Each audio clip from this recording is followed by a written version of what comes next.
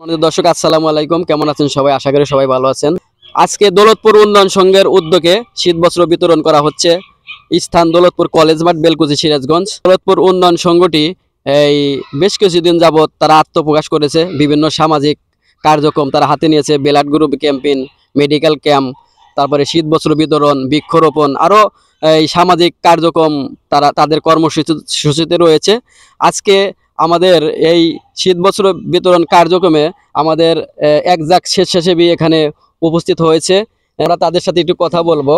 আয়োজিত আজকে শীতবস্ত্র অনুষ্ঠানের এখানে উপস্থিত আছেন দৌলতপুর ডিগ্রি কলেজের আমার 14 স্যার দুলাল চন্দ্র চৌধুরী। এখানে উপস্থিত আছেন আমাদের গ্রামের অন্যতম মুরব্বী আব্দুল কাদের কাকা। এখানে উপস্থিত আছেন সিরাজগঞ্জ অনলাইন রক্তদান সংগঠনের প্রতিষ্ঠাতা সভাপতি এসকে জয় দাদা, আবুল কালাম আজাদ ভাই এবং আমাদের অন্যতম সদস্য ইমদাদুল ভাই, আব্দুল মান্নান মোল্লা সহ আমাদের অন্যান্য যারা সদস্য আছেন, সবাইকে আন্তরিকভাবে শুভেচ্ছা জানাচ্ছি যে আমরা আপনাদের সহযোগিতায়, সকলের আর্থিক সহযোগিতা, আমাদের এই দৌলতপুর উন্নয়ন সংগঠনের সকল সদস্যদের আর্থিক সহযোগিতায় আমরা ছোট পরিসরে কিছু শীতবস্ত্র বিতরণ করার উদ্যোগ গ্রহণ করেছি।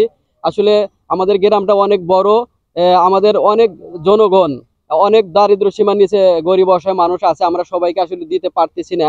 আমাদের সীমিত কিছু কম্বল স্লিপ আকারে দিয়েছি।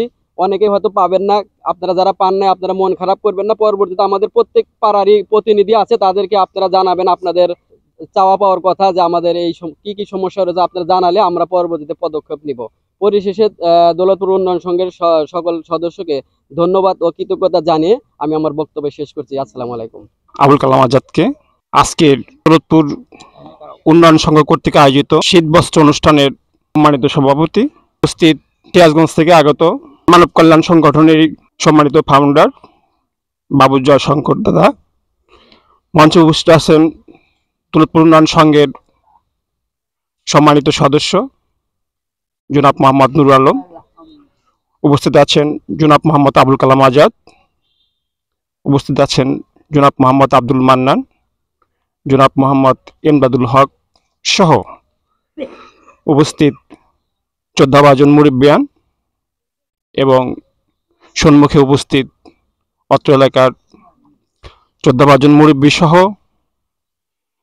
যারা আজকের এই শীতবস্ত্র গ্রহণের জন্য এসেছেন, সকলের প্রতি থাকলো আমার সশ্রদ্ধ সালাম, অভিনন্দন এবং শুভেচ্ছা। আমি প্রথমে ধন্যবাদ জ্ঞাপন করছি যে আমার এলাকায় একটি মানব সেবা ধর্মী, আত্মমানবতার সেবায় নিজেদেরকে উৎসর্গ করার জন্য একটি সংগঠন গড়ে তুলেছে। এই কারণেই এই সংগঠনের যারা উদ্যোক্তা, যারা তাদের স্বেচ্ছাসেবীর বিনিময়ে এই সংগঠনকে এগিয়ে নিয়ে চলেছে এবং আত্মমানবতার সেবায় নিজেদেরকে উৎসর্গ করেছেন, সেই সমস্ত তরুণ সংগঠককে যারা আজকে এখানে উপস্থিত আছেন তাদের প্রতি কৃতজ্ঞতা জানাচ্ছি এবং হৃদয়ের অন্তঃস্থল থেকে ধন্যবাদ জ্ঞাপন করছি। এমন সংস্থা অবশ্যই অত্র এলাকায় প্রয়োজন, কেননা আমাদের এলাকায় অনেক দুস্থ রয়েছে, অনেক দরিদ্র মানুষ রয়েছে। আজকের এই দিনে তাদের পাশে দাঁড়ানোর অবশ্যই প্রয়োজন ছিল।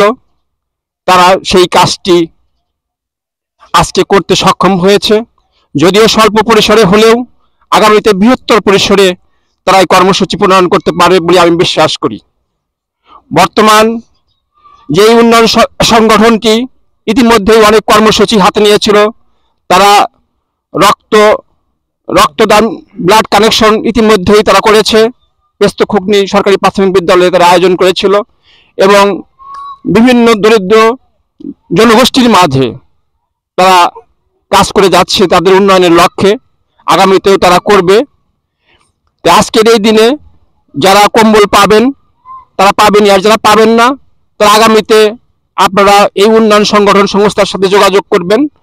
নুরুল আলম সাহেব বলেছে আপনারা তাদের সাথে যোগাযোগ করলে আপনারাও পাবেন। আজকে এখানে সম্মানিত অতিথিবৃন্দ আছে, আমি এই মানব উন্নয়ন সংঘের উত্তরোত্তর সমৃদ্ধি কামনা করে সকলকে আবারও ধন্যবাদ জ্ঞাপন করে আমি আমার বক্তব্য শেষ করছি। ধন্যবাদ সকলকে। আসসালামু আলাইকুম। ওয়ালাইকুম কেমন আসসালাম। আছেন? আলহামদুলিল্লাহ ভালো এই যে আছি। আপনারা এই শীত বস্ত্র বিতরণ করতেছেন, এটা কেন উদ্যোগ গ্রহণ করলেন? আসলে আমাদের এই বাংলাদেশের প্রেক্ষাপটে অনেক মানুষ দারিদ্র্য সীমার নিচে বসবাস করে, যারা নিজেদের সামর্থ্যের মধ্যে অনেক কিছুই তারা করতে পারে না। যার কারণে আমরা এই সংগঠনের মাধ্যমে তাদের জন্য কিছু করার জন্য, দেশের সমাজের জন্য, দেশের মানুষের জন্য, তাদের উন্নয়নের জন্য কিছু করার জন্য আমরা আর্তমানবতার সাথে নিজ উদ্যোগে মানুষের কল্যাণে এই কাজটা আমরা শুরু করার চেষ্টা করতেছি। আল্লাহ যদি আমাদেরকে তৌফিক দেয় তাহলে ভবিষ্যতে এই কাজ আমাদের আরো চলমান থাকবে ইনশাআল্লাহ। ধন্যবাদ, আপনাদের উদ্যোগ ভালো লাগলো। আপনারা যেন এই আরো ভালো ভালো কাজ করতে পারেন। আমি কথা বলবো আমাদের অন্যতম সমাজ সেবক, সমাজকর্মী, আমাদের বড় ভাই আব্দুল কালাম আজাদ ভাইয়ের সাথে। ভাই, আপনি কিছু বলেন আমাদের এই কার্যক্রম সম্পর্কে। ধন্যবাদ প্রতিনিধিকে, প্রতিভা উদ্যোক্তা খোঁজে এই চ্যানেলকে ধন্যবাদ। আমরা দৌলতপুর উন্নয়ন সংঘের পক্ষ থেকে কৃতজ্ঞতা জানাচ্ছি। অত্র অঞ্চলের আমার শ্রদ্ধেয় মুরব্বী জনাব আব্দুল কাদের সাহেব আমাদের মাঝে উপস্থিত আছেন। জনাব আব্দুল মান্নান মোল্লা সাহেব আমাদের উৎসাহিত করার জন্য এসেছেন। আমি মহান রব্বুল আলামিনের কাছে কৃতজ্ঞতা জানাই যে আমাদের ক্ষুদ্র প্রয়াসে এই সমাজের কিছু সংখ্যক মানুষের আমরা সাহায্যের জন্য, পাশে দাঁড়ানোর জন্য আল্লাহ তাআলা সুযোগ দিয়েছেন। সেজন্য সবাই বলে আলহামদুলিল্লাহ। আসলে বাংলাদেশ একটি মানে এমন একটা দেশ যেখানে মধ্যবিত্ত এবং নিম্নবিত্ত মানুষ বসবাস করে। কিছু সংখ্যক আছে উচ্চবিত্ত, যারা মানুষের মানে রক্ত চষে খায় এবং তারা নিজেদেরকে নিয়ে ব্যস্ত থাকে। কিন্তু আমরা একটি ব্যতিক্রম ধর্মী একটা প্রতিষ্ঠান দাঁড় করানোর চেষ্টা করছি, যে আমাদের শুধু গ্রামকে নিয়ে চিন্তা, যে আমাদের এই গ্রামে যারা অসহায় মানুষ যারা আছে তাদের পাশে আমরা যেন দাঁড়াতে পারি। আমরা যেন সে লুটেরাদের মতো না হয়, আমরা আমাদের সাধ্যের মধ্যে থেকে আমরা কিছু সংখ্যক মানুষকে যেন সহযোগিতা করতে পারি। এই উদ্দেশ্যকে সামনে রেখে প্রতিষ্ঠিত হয়েছে দৌলতপুর উন্নয়ন সংঘ। এই ধারাবাহিকতা আজকে আমরা কিছু সংখ্যক মানুষের মধ্যে শীত বস্ত্র বিতরণের অংশ হিসেবে কম্বল বিতরণ করছি। তো আপনারা দোয়া করবেন আমাদের এই ধারাবাহিকতা যেন অব্যাহত থাকে, আমরা যেন আপামর জন্য সাধারণকে আরো বিভিন্ন ভাবে সহযোগিতা করতে পারি। দৌলতপুর উন্নয়ন সংঘ এমন একটা কাজ করবে যাতে আমাদের এই শুধু গ্রাম না, আশপাশের গ্রাম সহ এই উপজেলা জেলার মধ্যে যেন ছড়িয়ে পড়ে আমাদের কর্ম। তো এই আশাবাদ ব্যক্ত করে আমার কথা শেষ করছি। সবাইকে ধন্যবাদ। আসসালাম। যে উপস্থিত হয়েছেন প্রতিষ্ঠাতা এসকে জয় দাদা, আপনি কিছু আমাদের এই কার্যক্রম সম্পর্কে একটু। অসংখ্য ধন্যবাদ নুর আলম ভাইকে আমাকে এই অনুষ্ঠানে আসার এবং কথা বলার সুযোগ করে দেওয়ার জন্য। আসলে আমরা সবাই নিজ নিয়ে ব্যস্ত থাকি। দেখেন, একজন মানুষ সেটা যে ধর্মেরই হোক না কেন, সে যখন মারা যায় তার ওই দিন থেকে তার সকল আমলনামা বন্ধ হয়ে যায়। কিন্তু এই সমাজের বুকে যদি আপনি একটা বৃক্ষরোপণ করেন, একজনকে একটা শীতের বস্ত্র দেন, আগেকার মানুষ দেখছি আমরা, যে আমি দেখছি, আমার মা বলতো অমুকের বাড়ি থেকে 1 ঘন্টা মরিচ খরচ করে নিয়ে 1 শিশি তেল নিয়ে। এই যে মানুষের মধ্যে যে প্রীতি বন্ধন, এখনকার জেনারেশন, এখনকার মায়েরা কিন্তু এইটুকু সেবা করতে চায় না। তখন মানুষের তো অভাব নাই, এখন সবচেয়ে বড় অভাব হচ্ছিল মানুষের মনের ভিতরে। তো আমরা সবাই চেষ্টা করব যার যার জায়গা থেকে যতটুকু পারেন মানুষকে সহযোগিতা করবেন। মানুষের সেবার উপর কোনো কিছু নয়। মানুষের একটা দোয়া আপনি যে কত কি হয়ে যেতে পারে একমাত্র মৃত্যুর পরে আপনি বুঝতে পারবেন, তার আগে কখনো বুঝতে পারবেন না। আর সমসাময়িক একটা বিষয় কথা বলি, এই দৌলতপুর আমার পাশের গ্রামই, এই যে সনাতন ধর্ম নিয়ে বিভিন্নজন বিভিন্ন জায়গায় মানে রচনা করছে, যেই হয় সেই হয়। কিন্তু এখানে এসে দেখলাম যে এখানে এই লিস্টের মধ্যে দেখবেন একটা হিন্দু পাড়া উল্লেখ করা আছে। তার মানে কি আমরা সম্প্রীতি বজায় রেখে তো কাজটা করছি, হিন্দু পাড়াটা নাও দিতে পারতাম। এই যে মানুষের মূল্যবোধ, এই শিক্ষাটুকু আমাদের দরকার। কেন আপনাদের টাকা দিয়ে কেন হিন্দু মানুষকে সহযোগিতা করতে হবে? কিন্তু আমরা ওইটা দেখি না। আমরা সম্প্রীতির বাংলাদেশ, আমরা মানে একে অপরের পরিপূরক হয়ে আজীবন বসবাস করতে চাই। আমি ব্যক্তিগতভাবে বলি, আমি কিছু কিছু মুসলমান ব্যক্তির সাথে আমার অন্তরঙ্গ সম্পর্ক, আমি সনাতন ধর্মের মানুষ। তো এই বিষয়গুলো চিন্তা করে কখনো হিংসা করবেন না, মানুষ হিসেবে চিন্তা করবেন, যা হয় হবে, পরে দেখবেন। তো অসংখ্য ধন্যবাদ।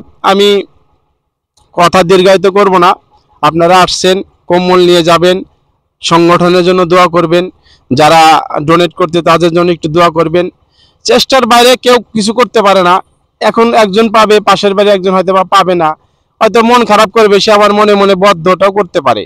তা আপনারা একটু বুঝাবেন, আমাদের বাজেট অল্প, আমরা তো আর মন্ত্রী মিনিস্টার না যে লক্ষ লক্ষ টাকা। মন্ত্রী মিনিস্টার কি করে, আমাদের টাকা মাইরে নিয়ে এসে আবার আমাদের দেয়, এটাই কিন্তু ম্যাক্সিমাম ব্যক্তি করে, কিন্তু আমরা তো তা করতে পারি না। আমাদের নিজের টাকা থেকে অল্প অল্প এবং অনেক পরিশ্রমের টাকা, এটা হালাল টাকা, এর মধ্যে হালাল কোনো জিনিস নাই, একদম হালাল সলিড। ঠিক আছে, ধন্যবাদ। আমাদের এই কাজগুলো আপনাদের কেমন লাগতেছে? ভালো লাগে, আপনারা এই জিনিসটা জানি থাকে, এই আমার আশাবাদী। ধন্যবাদ। আমাদের অন্যতম একজন ভাই মনিরুল ইসলাম, উনি আমাদের এই কাজে সবসময় সহযোগিতা করে, বিভিন্ন কার্যক্রমে আর্থিক অনুদান দিয়েও থাকেন। আপনার অনুভূতিটা একটু প্রকাশ করেন। আমি নিজেকে নিয়ে ব্যস্ততা থাকার যুগে এরকম একটা উদ্যোগ যে আপনারা নিয়েছেন, মানে খুবই সন্তুষ্টমূলক কার্যক্রম। এই কার্যক্রমে আমি নিজের পক্ষ থেকে, আমার এলাকার পক্ষ থেকে আপনাদের অসংখ্য ধন্যবাদ জানাচ্ছি। ধন্যবাদ সবাইকে। ধন্যবাদ।